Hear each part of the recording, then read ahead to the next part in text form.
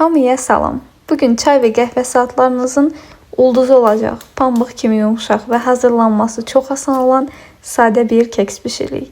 Əgər sizin də keksiniz yaxşı qabarmırsa ya içi tam pişmirsə, bu videonu mütləq sona qədər izləyin. Çünki bütün xırdalıqları sizinlə bölüşəcəm.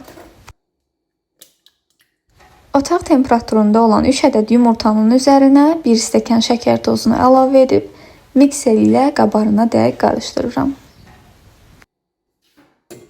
Keksin yaxşı qabarmasının birinci sirri elə buradadır. Yumurta və şəkəri mikserli tam ağarana və köpürənə qədər təxminən 4-5 dəqiqə yaxşıca çalmalıyıq.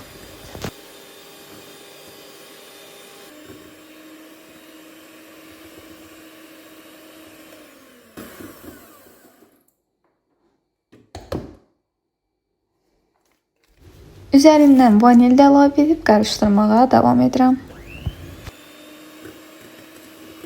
Qeyd edim ki, istifadə etdiyim ərzaqların tam ölçüsünü videonun açıqlama hissəsində qeyd edəcəm. Oradan əldə edə bilərsiniz.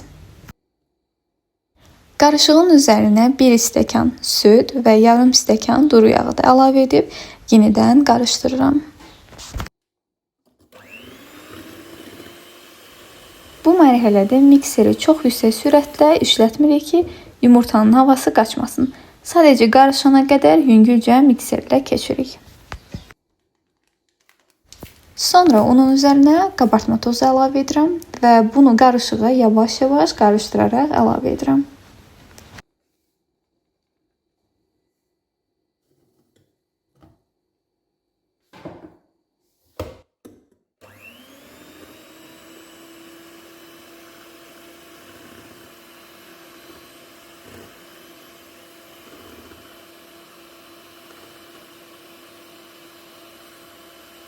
Ümumilikdə 2 stəkan yarım un istifadə etdim.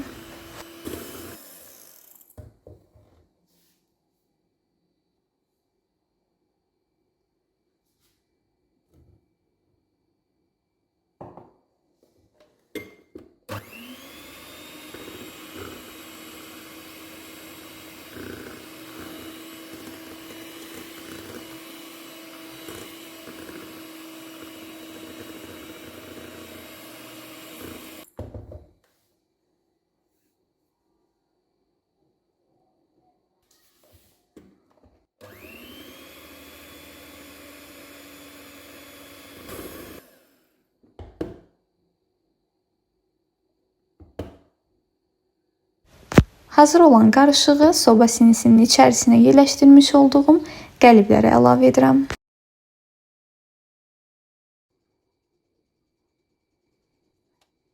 Öncədən isidilmiş 180 dərəcəli sobada üzəri qızarana və içi tam bişənə qədər bişməyə göndəririk.